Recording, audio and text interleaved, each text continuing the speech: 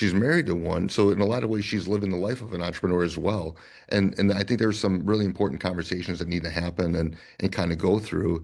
And it would be helpful for the entrepreneur to actually be a little bit tamed by that, like because you are more than what your business does. You are more than the whatever accomplishments you have in business or whatever. I mean, I don't know if my choice is having more money or having a better relationship with my kids. I don't know too many people that would say, give me more money.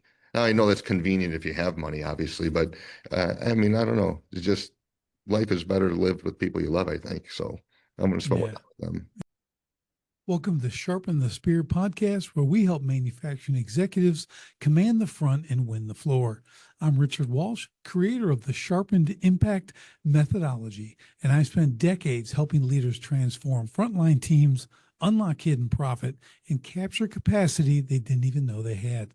If you want to see where your leadership gaps are costing you and how to fix them, head over to grittolead.com and run the free Sharpened Impact Simulator today. Let's sharpen your edge and get started. And we are back on STS, Sharpen the Spear podcast, with another incredible guest. I've got John Fairclough with us today. And John, no one knows John better than John. So, John, give us that full backstory. It's a great one. Bring us up to speed, and we're going to get into the conversation. Well, great to be here, Richard. Thank you. So, John Fairclough, and I love building businesses. I think it came out of working for other businesses, and I wanted to have no ceiling, right? I wanted to have nothing in my way for where I was going, but really it was kind of I was more afraid of the ceiling. And so I was working some family businesses, working with different uncles, bouncing around a bit, and then finally went on my own and tried to do things my way. But it was really not tied into that individual doing what I wanted to do. It was really tied into I thought that would be best for me, right? I thought I would be safest, which is kind of crazy. And so I built some businesses off of that. I was able to recruit some of my family members to come work with me, my brother, my brother-in-law, and was able to get something going with guys that were just willing to work hard. And from there, we built some really cool companies. And as I got older, I started switching gears a little bit and trying to find ways of building things that scaled. And by the time I was 30, I was done operating the day-to-day of my business, which was really cool. And I was able to experience some other things. So I've had a lot of success along the way in building things and getting out of the way. I'm a specialist in that. That's my biggest strength probably is solving it and then letting other people do their thing with it. So now I spend my time trying to help people see the good that they have in themselves and bring that out in the way that they work, the way that they show up as a husband, as a father and as a business owner. Yeah, that's awesome. I mean, it's, you've achieved what a lot of people don't in the aspect of letting other people run it. It's really, we preach that all the time on Sharpen the Yeah. Spear. That's the whole thing. My new book, my old book, Escape the Owner Prison, all this stuff, right? It's all about that because I spent 20 years doing everything, and lost everything. Started over and decided, I got 6 little kids and I don't want to be that. I don't want to be owned by the business. I want it to serve me like you've done here. So I really love that you mastered that by 30. I did not. So it was 40s and then, figure it out.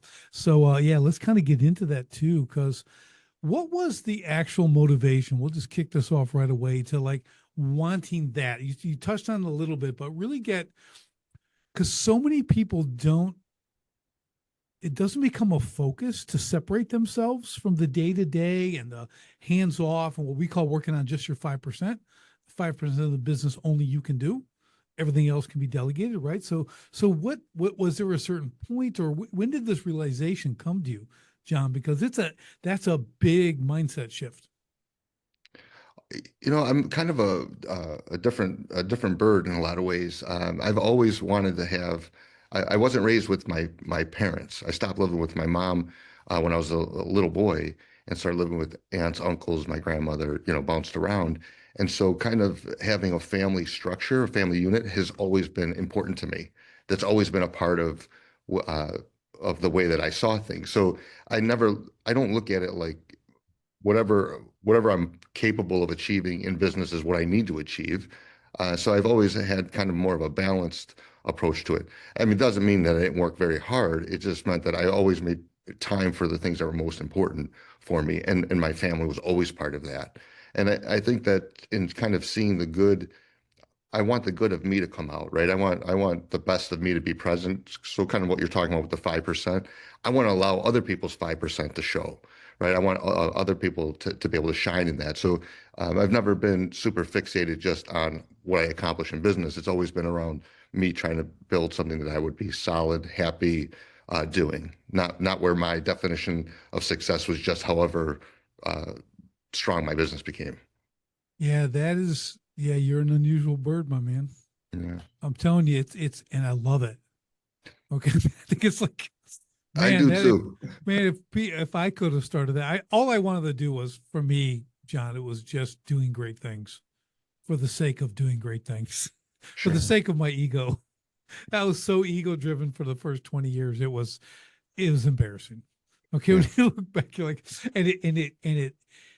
the ego is what puts all the roadblocks in your way.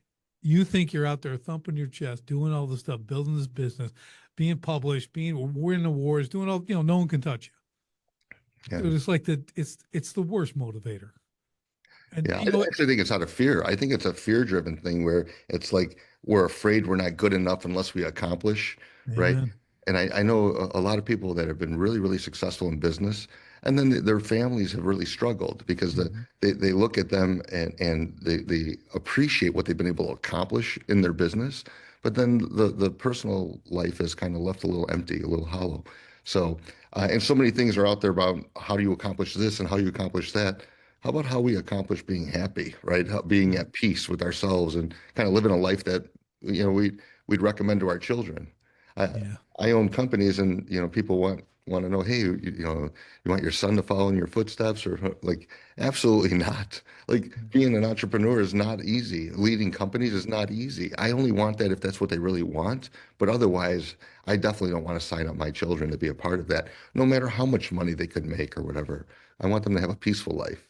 Yeah, I like that too. I do the same thing with my kids. Like they've grown up around entrepreneurs, right? That's what I've done, always done, built multiple companies as well.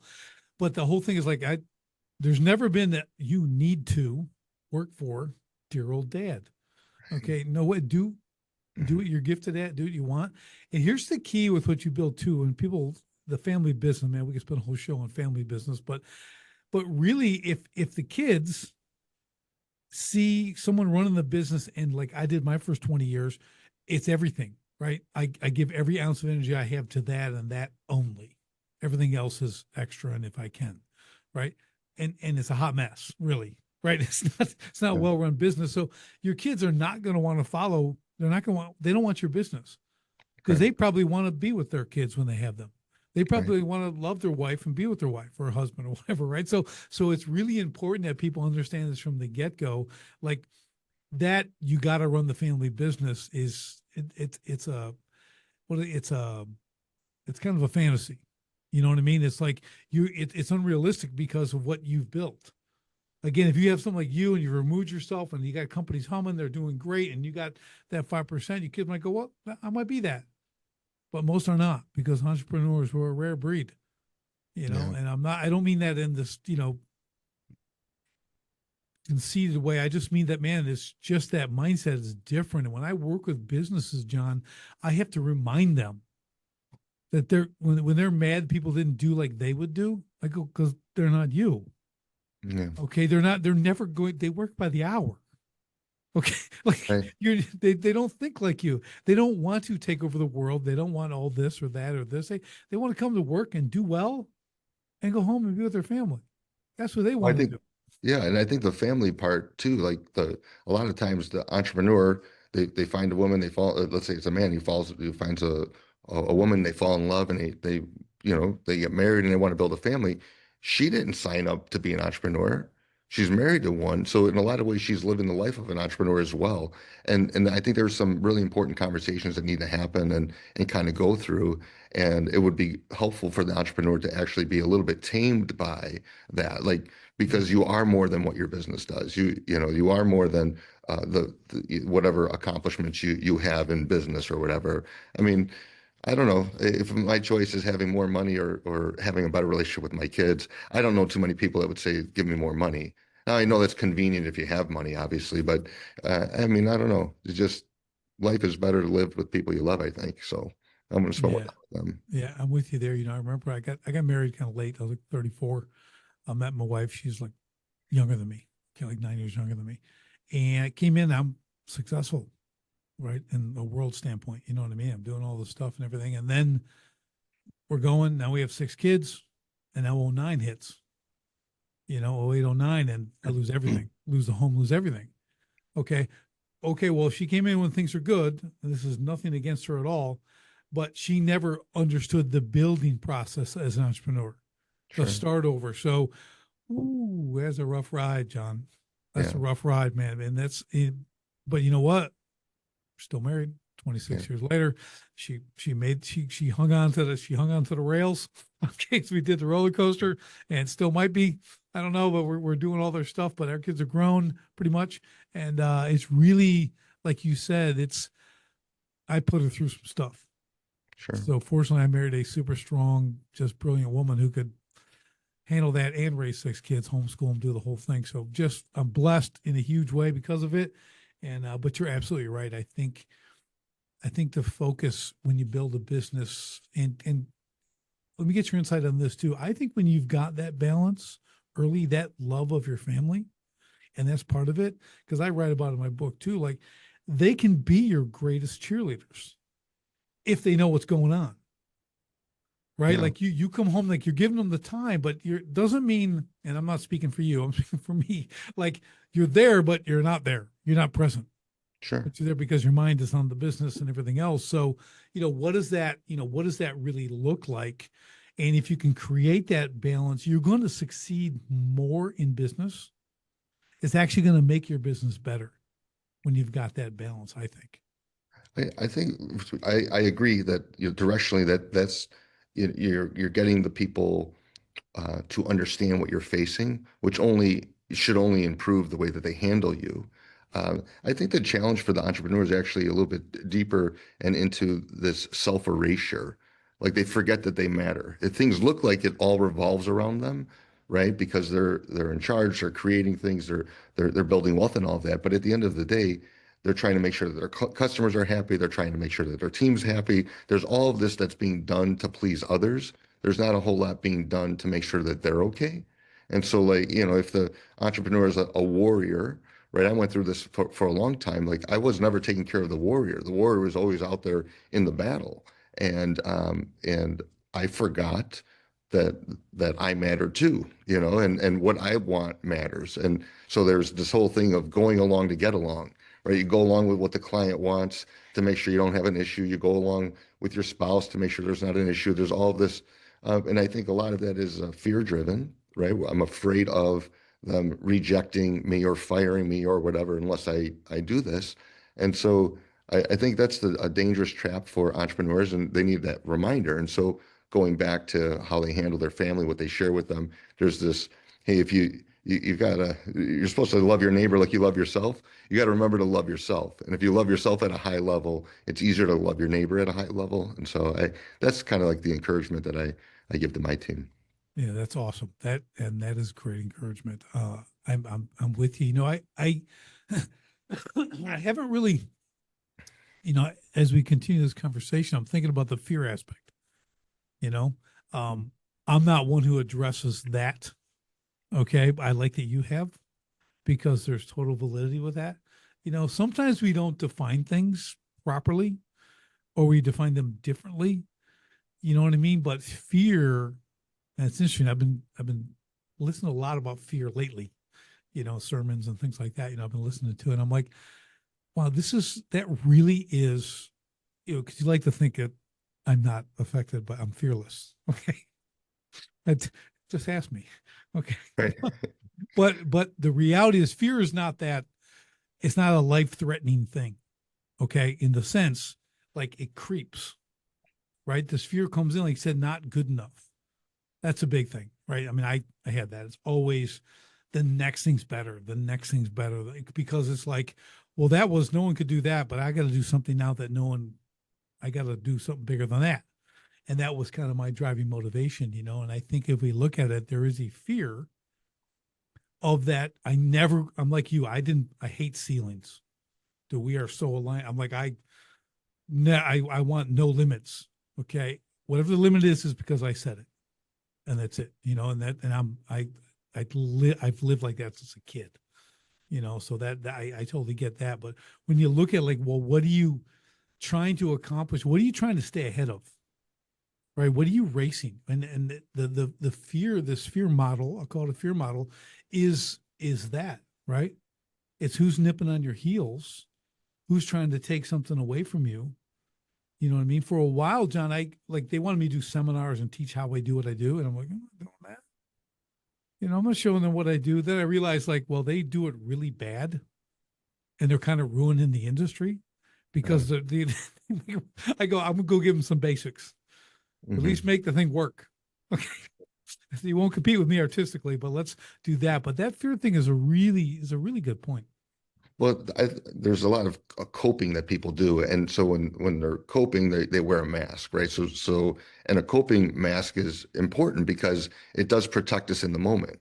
But then people forget that they're wearing them, right? And so let's take someone that's a high achiever, right? And everything they do at a high level, right? Well, typically, if you dig deep, there's some sort of fear of feeling like if they don't accomplish a lot, that they're not good enough, right? And so there's a motivator there, or someone that's cynical, right? They tend to be controlling, but they find every flaw in it. They're afraid of being wrong, right? They're afraid of being imperfect, or so. I think that there's like these things that get in the way. Or why does someone lie, right? Why do people lie? Typically they're afraid of what the other person's going to think of them, their reputation, or that they made a mistake and they're going to be viewed as stupid, or they're going to be like they're going to be somehow misconceived or misperceived or whatever the case may be. And so like that's fear, like that's afraid. I say men should never lie. Women and children, they can lie, right? Even though it's not right, but men don't lie. And it's a little controversial, but if you think about it, as men, we don't want to be cowards. And if you can own the situation that you did, you actually put the ball back in other people's court to either accept what happened there and work through it and move past it or whatever, but you're not dragged into the bickering back and forth. This is what happened, and this is where we're at. Yeah, that's awesome. I love that. Yeah, well, men should not lie, and that's not a that's not an ethos that's shared often. Okay, with Right. men these days. You know, so but it is. But you're right when yeah, the truth sets you free. You know what I mean? When you were speaking to people, you're right. You want to say what you think they want to hear. You want to say what you think is going to save the deal. Okay, but it's not the truth. It's something to get ink on the paper. Okay, like those are bad positions to be in. And I'll Yeah. tell you through experience and training others, those never it always the deal always goes bad. When that kind of stuff happens, the deal always goes bad in the way they may get it accomplished, but the misery along the way is not worth it all because they had one line in the beginning. I think leadership is something that's going to start to fade away from being viewed the way it has been. It's really become a focus on a lot of things. And if we look at social media, there's influencers and things. And so if you take a look at the way that leadership is generally viewed, uh, the leader does things and says things so that their followers do what they want, right? And I think that's really a form of manipulation, right? But if I could show up as myself, then I'll have the right people follow my lead because they're opting in for that. But then I'm not trying to change someone's mind. So it's like convincing someone to date you, right? Like if it takes convincing, it's probably the wrong person, right? So why would you chase someone that doesn't choose you, right? Or why do you want to date someone that doesn't want to date you? It's just that whole kind of mindset that says, if I present myself this way, then this other thing will happen. And I'd rather just try to push it more towards being what's real. And then I don't have to think about what I said, how I said it, or any of those things. And the right things come my way. And then the things that should be, out of my life probably are removed.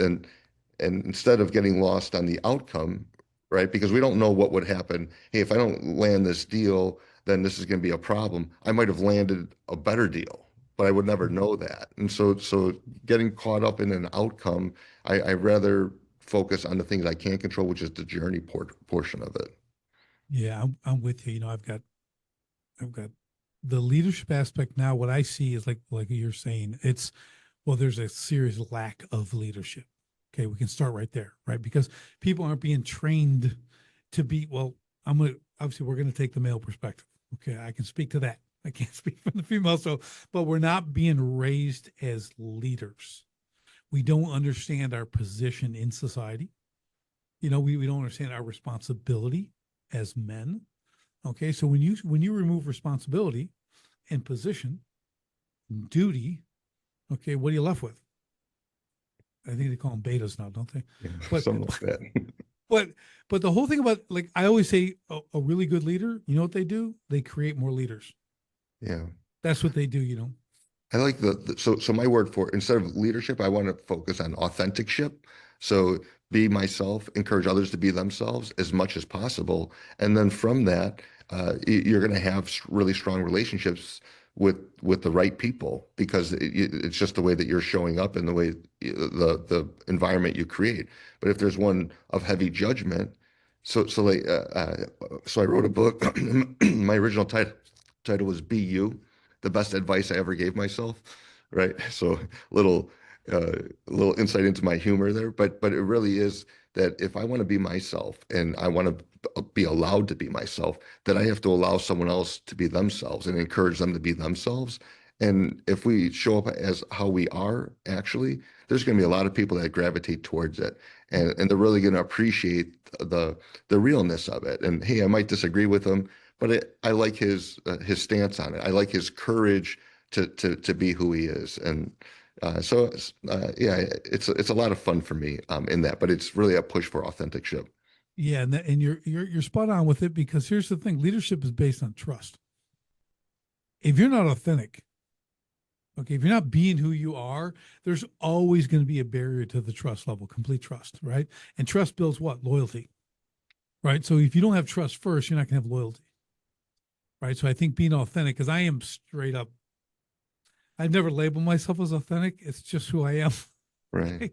So, and I'm reminded often, I can't believe you said that. Was I wrong? No, but okay then. All right. Yeah. So it's like, we'll Right. say things and do things, but we also, people follow us, and I mean that in a good way. We have cohesive teams. We're able Right. to build it, we're able to dip into it. Right now, John, you may be experiencing this too in your businesses, but we have 5 generations working together. Okay, from boomers down to Gen Alpha now. You talk about no leadership. Everyone's Mhm. got a different way of doing it. Everyone's got a different way of communicating. You got 5 different things to deal with. Now, you take an alpha or even a Gen Z, they could lead you to lunch. Okay. I mean, that's just because the things we talked about, right? So Right. we have to go in and, like, how do you reestablish that? That's one of the things I'm doing. Same thing. How do we reestablish that? How do we get that communication? How do we show them what that is? How do we do real conflict resolution in something like that that's so vastly spread apart in their mindsets and thinkings and attributes and things like that? So it's really a challenge out there. Yeah. I like to kind of go over with people like where have their fears punished the business? Right? Where have your fears punished the business? And it's an interesting exploration because when people share them, they end up how their fears punish their business end up revealing something very difficult that they went through that's a phenomenal characteristic of them, right? So like in my difficult times, I built up a lot of resilience. So I wouldn't trade my difficult times. Right. Hey, John, you can have an easy upbringing and not have the resilience. I'll take the upbringing I had and keep my resilience. I won't do any trading there. And I just believe that our difficult times are where we really get to meet ourselves, and that our fears have punished our own businesses. They've punished our families, and being able to get to the bottom of that and understanding that a bit allows you to take the proactive steps you need to put yourself in a position to be more at peace. Yeah, I agree. I remember in my 20s coming out of the Marine Corps and working, I started a business and multiple businesses. And I had a fear of success. Okay. And people are like, well, I go, no, you watch the pattern in my 20s, build, get going, killing it, getting there, jump off the cliff, self Mm, sabotage, ruin it, start over another one, kill it, get going, get sabotage, doing, so it was this pattern of self sabotage. And I realized it's this, I didn't know what success was. Okay. It's never defined. Most people sure. think it's money, everything else. So for me, John, as I spent 20 years building my custom water feature business, my steel sculptures, all this stuff, it was about making money. All I knew about business, and I made a lot of money. So I'm a winner. I didn't do anything else business wise. Okay, which Mm, caused the demise after 20 mm, years. You can only keep things afloat so long. You can only blow into the raft, for first, pretty soon you die. Okay. But it mm. was really that kind of thing. You looked at it and go, well, that was similar to the same thing. Now, if money is my only scorecard, okay, I can do that because that's singular focus. I work well that way. Right. But everything else, and I mean all the business aspect, family, I'll just call it relationships. I wasn't even married most of this time. Right. So I didn't have good relationships or anything because, of what I was focused on, battling my own fear of success when I never even defined what it was. Does that make sense? Oh, perfect sense. Yeah, there's a lot to that. I mean, I like a more complex definition of success, right? So we want to execute the project and the client be happy, right? That's basic. And we want to do it like on time and budget. That's project management 101. But if you own the business, you might say, I want the project delivered on time and in budget and to the level where the client would hire us again, right? And I say go even further, on time, in budget, to the point where the client would hire us again, and our team builds its experience, right? And you keep going, and where our process is tested and improved or confirmed to be right. And the more complex that definition of success is, the more pieces that operate more in unison. Well, that's the same thing for us with our in our lives, right? So if the definition of success for you is building a business that makes a bunch of money, right? How about building a business that makes a bunch of money while being present for my children and showing up as a great spouse for my wife and to be a good friend to, your handful of close friends and you add and making time for yourself to do the things that you want to do. If that's the definition of success, it shapes the way you go about each of the items. And like in that, for an entrepreneur, there's really no way that I've ever seen where you can do that without involving a team. And when you bring on that team, it's not so that they replace you. It's actually you delegate to them things that they could do better than you, right? And that forces you to not put yourself on the top of the pyramid and rather say, hey, what is really good about this person? Like, what responsibilities do I have here that I'm looking to move to someone else? Who would do a phenomenal job with these? Who would go home feeling fulfilled with these? Like who would be intrinsically motivated by these tasks and these opportunities that come with that? And when you can see it from that lens, it's like that feeling of community that we talked about, of being good for the community, that's brought in because you're seeing their good. To be present with the family, I'm respecting this other person, giving them that opportunity and realizing that my family matters to me and my happiness. Well, that matters to someone else's happiness too, and making sure that you're creating an environment where that's fostered. So it kind of takes over and becomes more of a lifestyle instead of the lifestyle of an entrepreneur and the way that it's been developed over, the last 20 or 30 years. It's this refined model that says, you're a whole person and we want to work on the formation of the entire person, and that involves these other aspects as well. Yeah, that's powerful. I do a thing similar. It's called strategic vision. It's a big thing we write out, but it's where everyone fits in the company, what we do, how we do, where they came from, all this, where we're going in the future, so they can kind of be the hero in that part of their journey. At the same time, we look at it, and I have this thing called the 5 Fs. You probably heard them maybe, but it's faith, family, finance, fitness, and friendships. Like I take those 5 things and go, okay, this is like what I want to be able to have, and everything's not equal. When they say balance, that's kind of a goofy word actually, because but there's dedicated percentages. Sure. I call it that. So, faith, my thing is God first, right? That's where I stand always. And then it's family, and it's my wife first and her kids in that order. And then I've got finance. Money matters. You better steward it well. Okay. Because it causes more problems than you ever want to have. Okay. And then fitness, be fit, physically, nutritionally, mentally, right? Really, really important. And then your friendships, you talked about a little bit. You mentioned that circle. Mine's a very small circle, but they're trench buddies. I call them trench buddies. The guys who got my six all the time, no matter what. I can tell them when they do anything, they're going to be there for me. We'll go to the mat for each other. And once you understand, like, if you're missing one of these, that's the out of balance part. Again, everything's not, equal percentages. But when we do that, I carry that into the business. And I reinforce that with the people that work with me. Same thing, guys. Where are you at on this? Where are you at on these 5 things? Because you can't, they're just not a cog in the wheel. Sure. And it's not, and I'm not a fluff guy at all. Right. John, if you can't tell. Okay. But I know what matters. Sure. So I'm able to be very, very laser focused on this stuff because this is what reaps rewards, not just in your people, right? Because if we build them up as people, where do they go with that? They go home, right? To their families, build up their families. Their families are in the community. That's influence as an entrepreneur. Sure. Okay. When you can do like the things you're talking about and like what I've mentioned here, we're able to do that with our teams.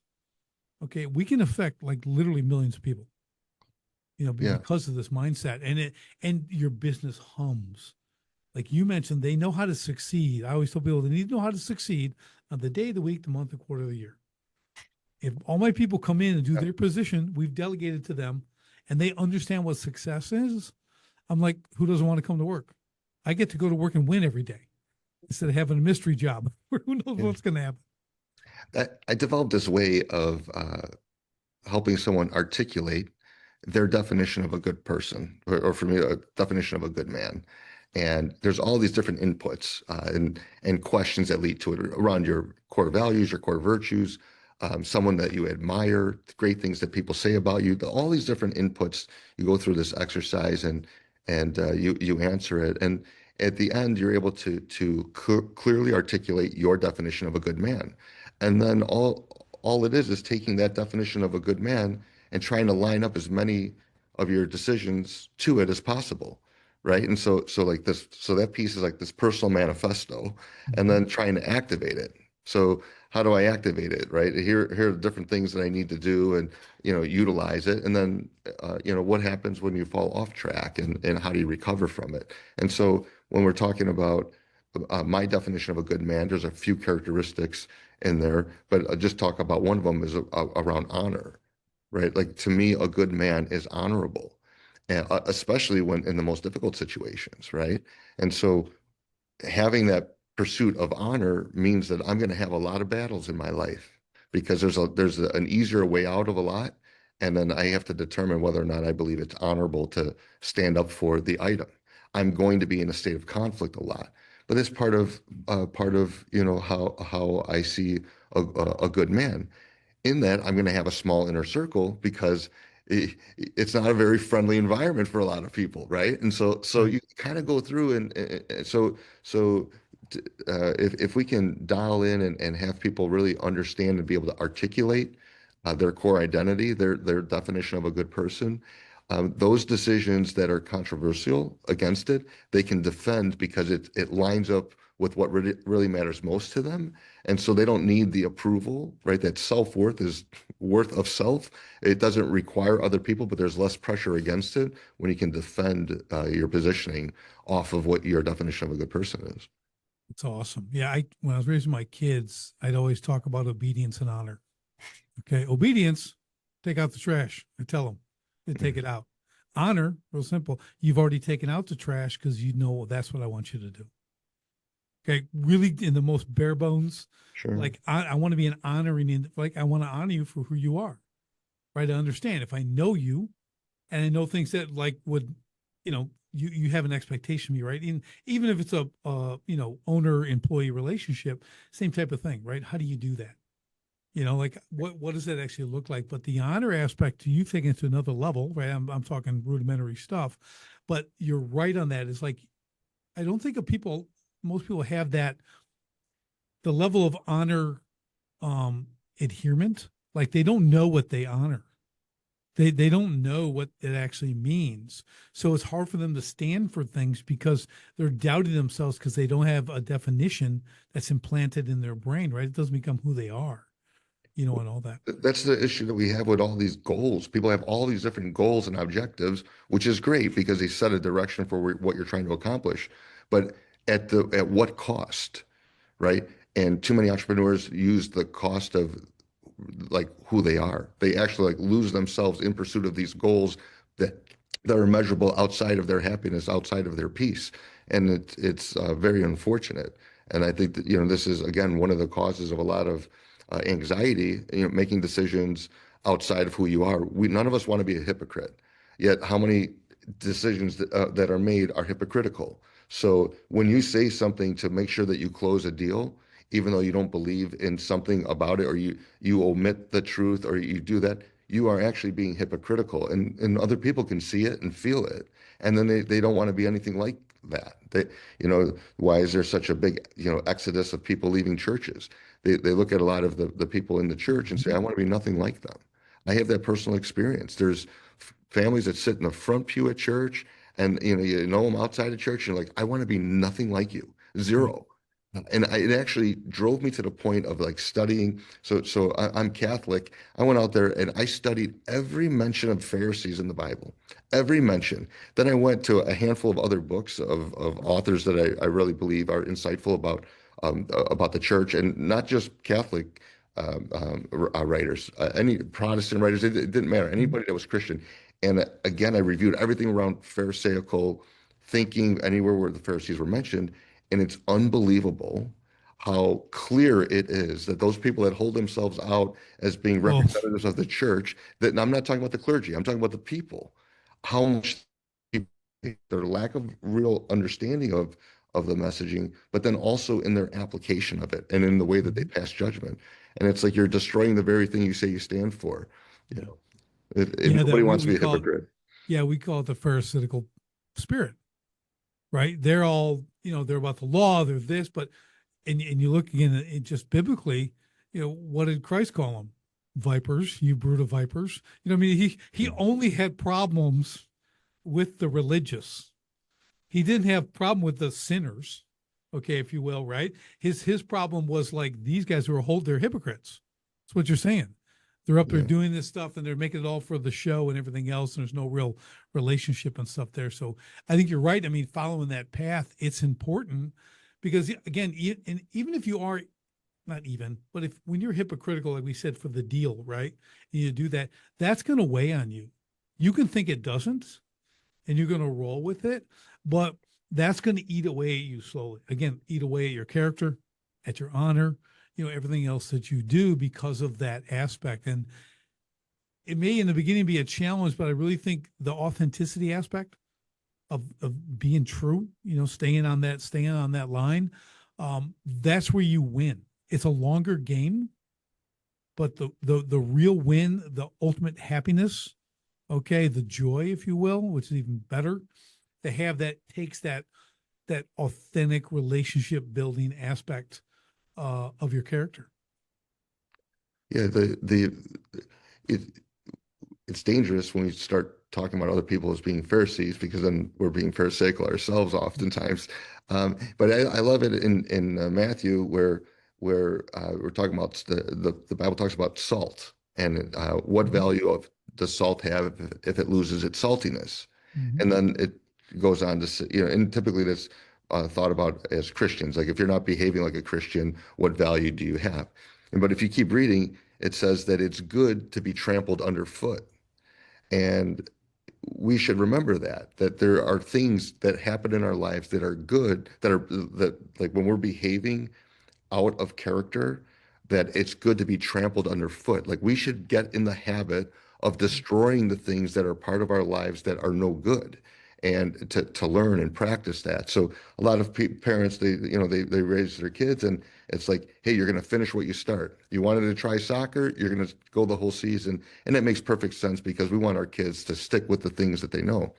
But too many parents don't teach their kids how to exit quickly and well. And how many of us see relationships where, man, it would have been a lot better for both parties had that ended a lot earlier. but people aren't taught that because in some way that's a loss or something not good or a sign that you didn't try enough. Nonsense, right? Nonsense. And I just think it's really important that we learn how to quit things faster, that we look at things through a better perspective and drive towards a more peaceful existence. And that's going to be when we're making decisions that really align with who we are. Yeah, I think it's that level of being intentional with what you're doing. I have two daughters. I got four boys, two daughters. And with them, it's very like I have a 17-year-old and she hasn't dated yet. Okay. Guys like her. She's a very attractive young lady, everything else. And I don't know, guys guys are guys. Right. Hmm. So I have intervened a number of times with these guys. So I'm like, she's not ready for this. She's not doing this. You guys aren't doing this. Yeah, Like, so you can stop pursuing her because that's not where she's at right now. Because we sure, date with intention, right? So they understand, like, we don't date for fun. sure. Go out and have a good time. So it's a mindset that we've built, like in my boys, same thing. It's like we don't do the dating for fun thing. That's Oh, not it. You have a reason for doing it, right? There's a purpose for it. So I'll leave it at that. But the important thing is, I think all of us, especially as business owners, and being in that authenticship aspect, is really being intentional with what we do.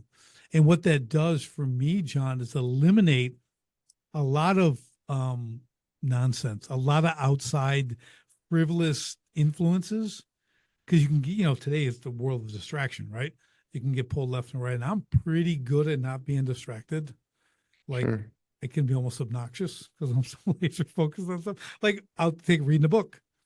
If I open a book and I start, okay, I'm also a finisher. Okay, sure. I'm in that thing. Like, I'm pretty much unavailable. Okay, while I'm reading the book. So if you see me Love it. reading it, don't bother, right? Sure. I'm an author. You're an author. I have a huge respect for authors. I read every word. Got it. And if it's awful, I'll just stop. Okay, but usually the books are really good, and I go forward to the index. I go to the whole thing. So I just love it. But I think a lot of that's missing today. We're in a very distracted world, with social media and all the other things that can distract you. And I think that's another thing that wears down on people's character and Mm, the understanding of themselves, because that distractions are influences. sure. All this stuff I, you're scrolling and looking at, it's an influence. Yeah, in my book, I broke it down into three sections. One was like these paradoxes, which were meant to take some of the generally accepted principles and turn them upside down, because there are so many distinctive nuances that need to be called out. And like for one of them is that perfection is flawed, right? And pursuit of perfection is great, but perfectionism, where things are not good enough unless they're perfect is such a Oh, draining, it oh destroys yeah. people. Uh, Yeah. another Well, another one of them, like that accountability sets you free. And but one of my favorites is that your right answers are different than mine. And it's a very important concept, like that we have, uh, there's certain, things that are unique to us, and to respect that our decisions and our answers are a little bit different than someone else's. And the second part of the book is this set of worksheets that develop the personal manifesto, right? And where you articulate your core identity and really what you stand for. And then the third part of the tools on how to activate it. And I'm saying all these things because it's really around getting your heart in your hands to do what your heart feels and your mind thinks. And that unity um, takes away from when you get in that habit, you don't have to be as thoughtful in the intentionality, right? Like there's just alignment, and you're able to do things in a more virtuous way just from just from habit that you're in that motion. So I have a little reminder every night. I have an alarm go off on my phone, and it's one more good deed. So I'm trying to do a lot of good deeds. I want to do things that really help people and make a difference. So every night I get this reminder. And I'll typically do one. Sometimes I don't do any, but sometimes I'll do two or three. And in a year, I'll do like 500 additional good deeds that in a year than I would have otherwise done. And I really like that because I'm not as good as I want to say I'm pretty awful actually at just naturally doing that. Like I work on whatever I have to work on. It's intense, it's hard. I love battling through it, and that's what I focus on. But then all these other things, like I forget to say some of these things. Yeah. So just for my core group, I'm really good with my kids. I'm really good with that. Yeah. But outside of that, I'm not such a good friend all the time and things. So this is my way of working We're around pretty it. aligned that way too, John. I'm horrible at it. Okay. Again, when I'm in the moment, whatever I'm working on, I'm working on it. Intense. And lately I've been doing stuff, it's been 14-hour days, like writing, doing this stuff, and like going. I'm like really excited, which is odd. Okay, because when I'm building everything else, but at the same time, then where's everybody else? Right. Like those reminders are a really good idea. Okay, because sometimes we need to even. So I'm working in like Chat GPT a lot to give you an Okay. idea of how obsessed I am. Chat's asking me if I should take a break. Okay, you've been on this a long time. You want to take a break? Okay, so That's I'm like, awesome. I'm filling up chats. I have to go to another one. Okay, so I'm a little intense. All right, but Sure. I love that. I love the reminder idea, and you do. And it's not what it does is I think when we're doing well in business and we're creating business and we're doing these things, we forget our influence. Okay, like we're on that, like those deeds that you do, and it might be saying, "Hey, man, just thinking you shoot someone a text." That's a really good thing to do, Hmm. right? Like it doesn't seem like it means much, but like it could be at the time that person like, "Oh, that's cool, man. Yeah, Richard's a Yeah. good dude." And I've done that, and like, but it's that kind of stuff that's influence. That's showing someone else you think they matter. I can easily get self obsessed. Obviously, I just gave you examples, right? So those Mm. reminders, and that's when you have a great spouse, they can pull you out of that, Sure. and I've had to really work on that too. Like, and then like, yeah, like hit a pause button, literal. Like, Sure. oh, she's talking about, well, hold on. Okay, pause. Okay, now what now? Because I can't do two things at once. Sure. Man, I go, I have to stop completely and turn away. I'm not listening because I am not listening. I If did I'm not something. looking at you, I'm not listening, John. I with my kids, I developed this piece because sometimes I need intense focus, and but most of the time I'm approachable for a little bit.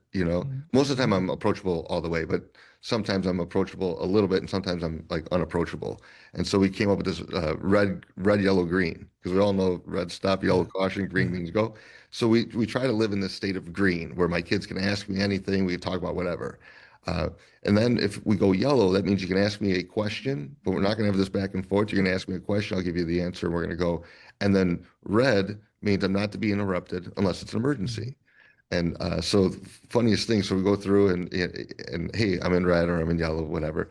And one time I asked my daughter something, and she's like, red flag. She said red flag. She was in the middle of a game and she wanted, finish the game or Yeah. whatever. So I waited. I respected what it goes both ways. And then came back to her and what was talking about it. And she's like, "Oh no, I didn't. It wasn't that I wanted to see it. I just wanted to see, how she just wanted to test really whether or not she had the ability. Like in theory, she could Yes. pull out the red flag, but Yeah. so." Yeah. But for me, establishing those kinds of boundaries or temporary boundaries or situational boundaries is really helpful. But my team knows that between like 6:30 and 11:30, I'm super productive. So generally speaking, I don't take any meetings at that time. I don't take any calls at that time.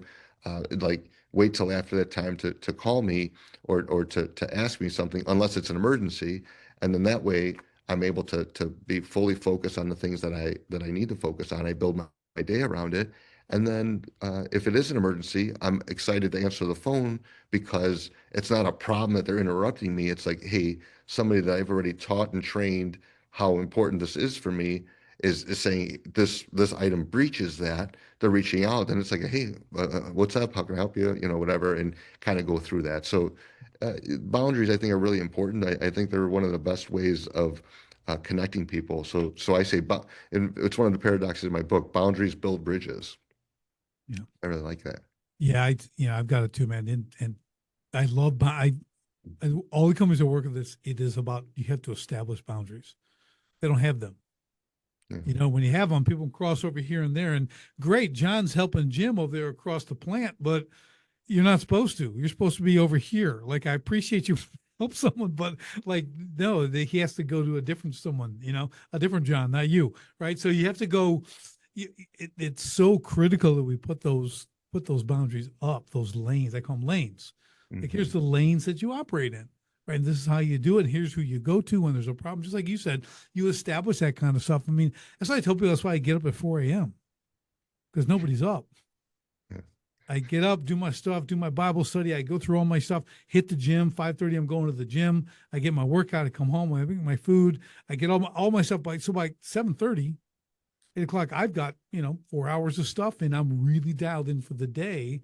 Then I get to the office because I realize I cannot work at home, even though I could.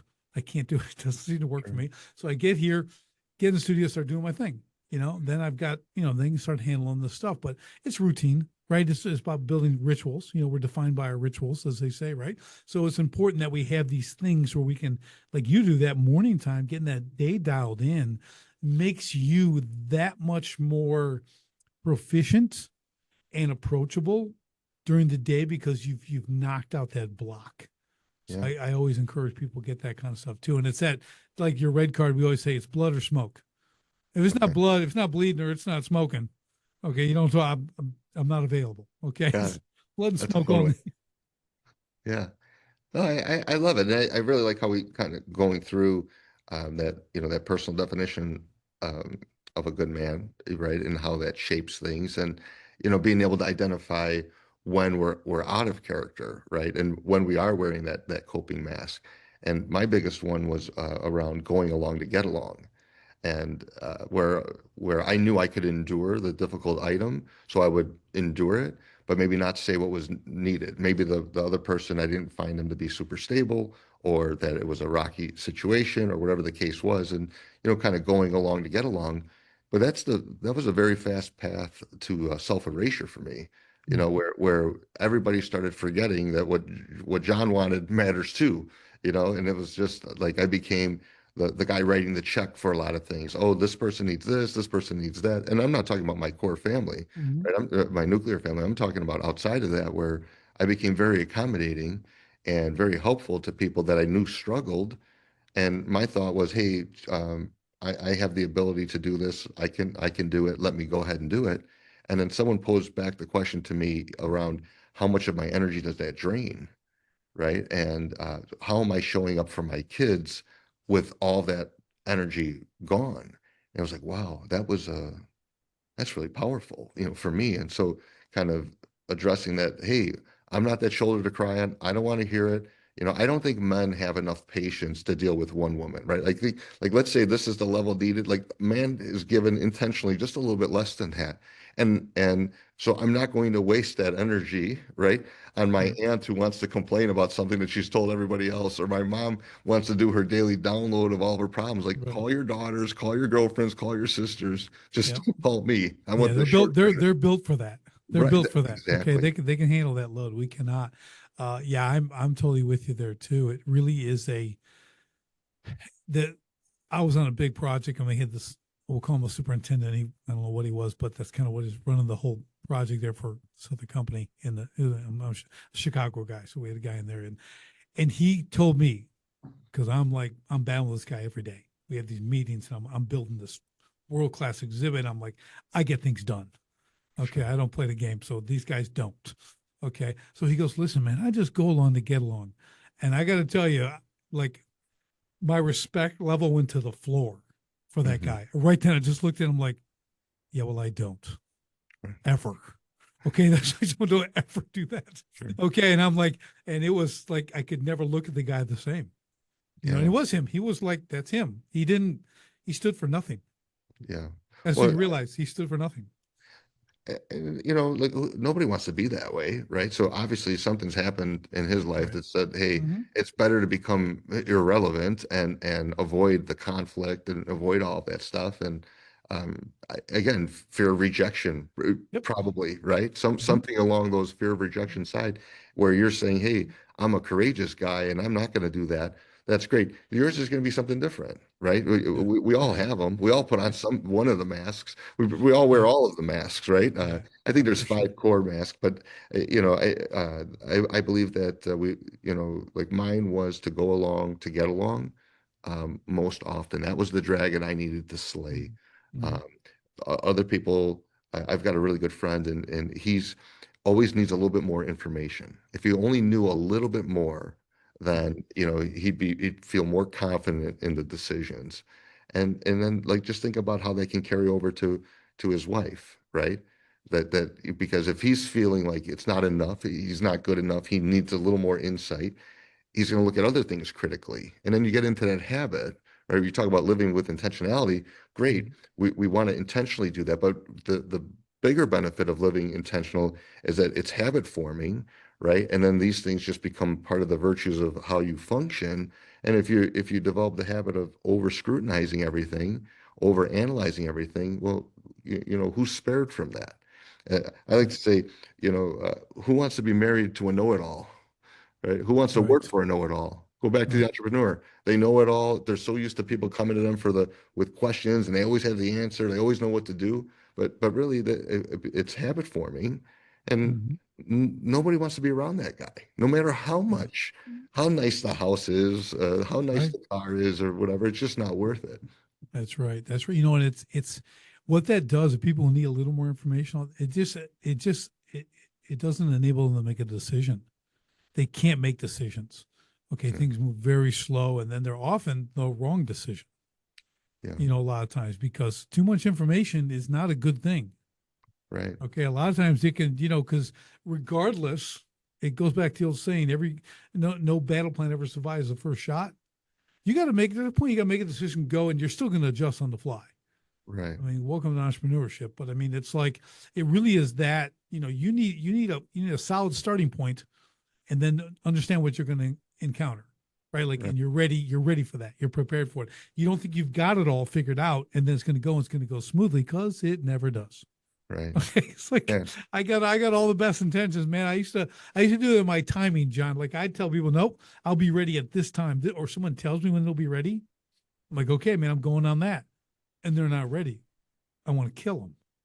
I mean, do you understand? Like you told me a time you did not deliver. Like I had to get over that. Okay, yeah, I'm like, okay, you tell me it'll be ready in an hour and 15. Okay, I'm going to give an hour 40 because there's no way they're going to be ready. Because they mhm, always say that if they are great, we're early.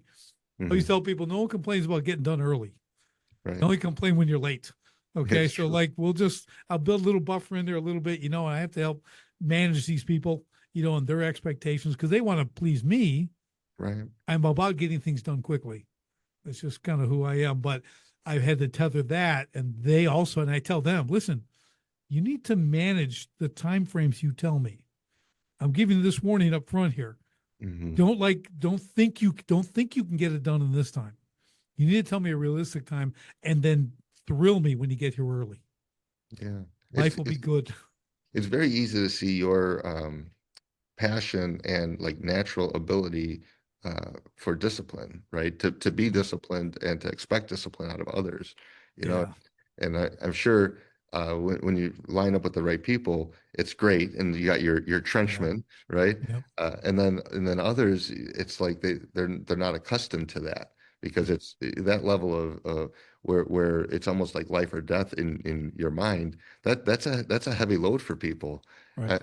Uh, how do you help people kind of understand that you're not being hard for hard's sake, but you're actually trying to like accomplish a goal, like unify them? Yeah. What I've had to do, John, is really I let them know I share. I'm transparent now. I used to never be. So leading people now is like, listen, okay, here's how I operate. Okay, it doesn't mean I'm right all the time. Sure. Okay, what it means is how I operate. Okay, like you got to understand, like this is who I am. This is kind of the speed I travel at. So when you approach me, we have to have that in mind. But I am open to better ways, different ways. Okay, I want to hear these things, but you have to come to me with solutions. Okay, Yeah. you can't come to me with a problem and then give me the dog tilt with the head. What should I do? No, no. Here's the situation. Here's two or three solutions you think will work, and then you suggest the solution you think you should take. Then I'm going to hear all three of those. I'm going to go, okay, well, you chose B and you're really close, but this is what's going to happen if you do B. So C is probably really the better way. And they go, okay, excellent, go do it. Now they know, they've learned. I'm teaching them to be problem solvers. You Right. you can't walk in my door like yelling the house is on fire. Okay, doesn't work. You better have a fire extinguisher in your hand and say, You "Get know, out here, help us put this fire out. I'll I, be over here." You know what I mean? So that has been really effective for me, John.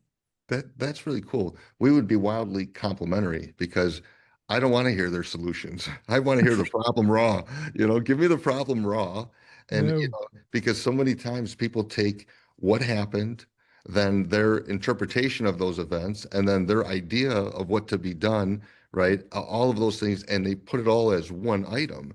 And like I'm a problem solver and I yep, solve a lot of difficult problems. So I want to see the problem in its raw form, you know, right, and I'm not a project manager, so it's not like this is an urgent item. I'm doing things that are tied to strategy, that is yep, longer right, range.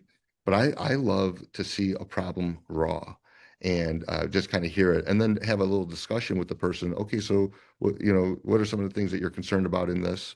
What are some of the things that you want to be focused on this? How does the client, and kind of go through. And so my way of taking on problems is not to get it solved. My way of taking them on, because there's, in a project, you want to just get the problem resolved and move forward. But my goal is to develop the person.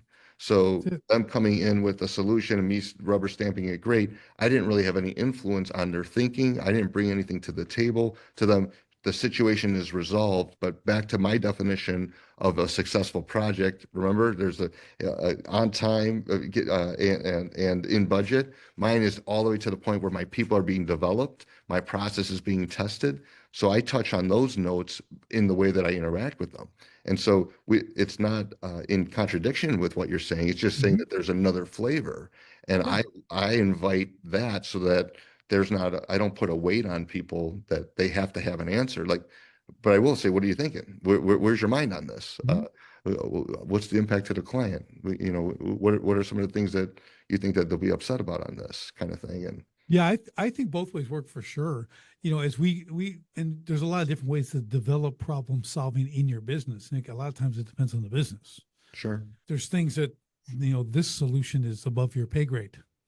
Okay, you're not going to figure this out. So that's when you come to me, right? But in general, like I'll give you a quick example as we start to wrap up here. But I've got a guy, does some manufacturing. The saw goes down, the saw, like the thing they use all day. sure, And the guy sits there and looks at it for 30 minutes, literally looking, not doing anything to fix it. Then realizes, okay, now we'll pop in the owner's office and say, hey, the saw is broken. 30 minutes. And he comes out, the owner comes, okay. And he does the troubleshooting, he does, and he fixes it. All right, get back to cutting wood or whatever. I'm like, well, why don't you just take what you did, put all the steps, laminate that, put it on the saw. When it breaks, you start here, here, here. You can call the company. They'll give you a picture. They'll walk you through. They'll get it working. I said, sure, until you've completed this list, then you can come in my office. But like right, this is basic stuff. Like you literally sat there for 30 minutes. right, It cost me 30 minutes. And then right, I got to come out, break from my deep work that I may be doing in the office. So a lot of different ways to do things, job specific, for but it's sure. important, right? But I love that because too many people don't do that. They do want to solve, and I'm not saying you two are doing this, but we all want to. I can, you and I can solve the problem in a heartbeat. Yeah. It's like what we do. It's gratifying to I us. think entrepreneurs spend too much time trying to resolve and make the entry level position more efficient. And I believe they'd be a lot better served, or for me, building things at scale, because my business is all scaled very quickly. Mhm. The item is, how do you make the leadership management, the upper echelon of work, how do you make that more administrative, right? And so what you're talking about is you actually simplify the manager by elevating the other people. And yeah, and that's done by saying, here's the set of protocols. Hey, when the machine goes down in this manner, follow these protocols. If this doesn't happen, if this doesn't resolve, then you do this. And then if not, you go here. And you Mhm. might even have hey, alert the person in charge. Hey, the machine's down. I'm running protocols. You might actually have that in the protocol step so that Yeah. you're not coming to the leader once it's on fire, because the leader might have more information about orders coming through than that person. And they might say, hey, all hands on deck, stop the other machine, start running this Mhm. order, and Mhm. then whatever. So you don't want to remove the decision making, but there's some way of saying, how do I make it more automated for the manager? and I Exactly. really like that. So I'm Yeah. definitely, that's why I say I'm not in disagreement with you. I just Right. love the ability to interact and show my team how to problem solve. Right. And that's more important to me than getting that one issue resolved, because the one scales, right? A better developed manager scales.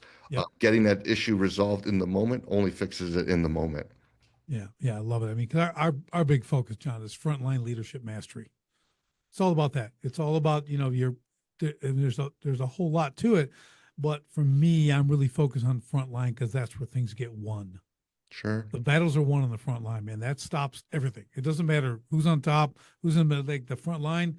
If they can't produce efficiently, on the whole thing, but cohesively, again, integrate system, again, knowing how to win, what success looks like on the day. And we're aligned with this, of course. We all Yeah. I want to throughout the whole company. Don't get me wrong, but Right. all of a sudden I go in and start at the front. Yeah. If I start at the top, which you said in the beginning, and I always tell people, I go, the biggest problem in most businesses is the owner. They're the number one problem. Okay, we're the problem. Okay. Now I also tell people, I give them a caveat. I don't usually start there Yeah. because none of us want to be told we're the problem. Okay. Right. So I want to go and I'll fix stuff and we'll work my way up. Okay. I'm coming for you, just not yet. I'm going to build some rapport and some trust, and I'm going to fix a lot of stuff. And then we'll have time to look at the big picture and do that kind of stuff. So I love it. I mean, this has been such a great conversation, John, just really touching on some humanity issues. I think a big part of that, really knowing who we are as men, as leaders. It's a critical aspect. It's just not do these 6 things, right? This is development. Leadership is development. You're not born with this stuff. Right. And we all have different influences in our lives, our different family. Like I had a rough life. You bounced around all this stuff but you and I, when we talk about grit, okay, and resilience, we got that because of that. And I'm with you. I wouldn't trade it for anything. I look now and go, man, who's as lucky as I am Right. to have gone through that, right? They're like, you don't have that, man. You had the silver spoon thing, whatever. It's like, no, I got punched in the face, well, both figuratively and literally as a boxer. So, Sure. it was good. Really, I did a lot of this hypnotherapy, and I was talking to my therapist this decades ago, and he goes, because I was a boxer, right? Champion boxer and stuff. And he goes, most boxers have mother issues. And I go, yeah, well, why is that? He goes, well, because boxing is a fair fight. It's you and one other person, and there's rules, and you get to fight. You don't get that with your mother. I go, oh, one of the most brilliant things I ever heard. I'm like, dude, that is so, and that like light bulb moment, Yeah. man, you're right. Because I get in for I like a fair fight. Yeah. Okay. That's just so, Mothers carry wooden spoons, at least in my yeah. family. Yeah, you ain't kidding. And well, mine were shoes and belts and sugar bowls and potted plants and whatever. It was madness. But like I said, this is a really great topic that we could go so much deeper. We'll have to probably do a part 2 and really dial in on what we're going to talk about. This is, we do pretty random stuff here. So, but I love the direction. So tell us about your book, where they can get it. They want to follow you. You know the drill. Kind of give all the details here. Sure. So the book is Embrace for Impact. So kind of a play on Brace for Impact. Mhm. And then it's Crack the MyOS Code, Win the Inner War. And so MyOS is our personal operating system that I've developed. And, building out that manifesto and getting that activated for folks is really, really powerful. So we built some workshops and other things around that. So the book is supposed to come out in Q1. I'm pushing for November, but Q1 is when it looks like it's gonna come out. The workshops and things, all of that stuff is live. We've been doing this stuff for quite some time. So I'm excited about that. I started a YouTube channel, so it's the John Fairclough. So you can find us there. But and it's we're rebranding it now around the Embrace for Impact. So pretty excited about that. And our website is johnfairclough.com. And love to have people come out and reach out to us. We've got a bunch of cool things that we're giving away in promotion of the book. So pretty excited about where that's going. Awesome. That is awesome. That's Q1 at 26. Yes. Okay, excellent. And possibly earlier. But Yes. guys, I would check it out because this is some, as you've heard throughout this thing, this is stuff that it's hard to find really books. They're a little fluffy out there and they don't really dig deep. into the internal development, from a leadership standpoint, and kind of really understand your own operating system. I like how you put that, the iOS. That's really cool. Because you got your EOS and you got your whatever S's and all that stuff. But I really love it. So when books can, and I love books, like I write books too and build things around them. Like a book is really cool, but it's never enough. I can't teach enough in a book. I can't train people, like mine is, hey, it's a field manual, man. You can do a lot with it, but let's attach some stuff so we can go deeper work. Right. The book's usually the tip. Right. And John's got stuff built around this, his workshops, everything else. We're always looking to engage as entrepreneurs, business owners, to improve our own skill set. We're never done. Okay. We got to stay out front. We owe this to the people that work with us, around us, everything else, our families and all this kind of stuff. So I just want to encourage people just to hit the site, take a look at what you got and take advantage of it. Any final parting words for us, John? Well, great to be here, and I would love to do a part 2 with you. So look forward to getting that on the books. Yeah, it'll be awesome. Awesome. And for everybody else, we'll see you on the next STS podcast. Thanks for joining me on the Sharpen the Spear podcast. If you're a manufacturing executive and you're serious about unlocking hidden profit, improving frontline leadership, and taking control of your floor, go to grit2lead.com right now. Run the free Sharpened Impact Simulator and discover your biggest opportunities are hiding. Don't leave millions on the table. Sharpen your spear, lead from the front, and win the floor. Until next time, stay sharp.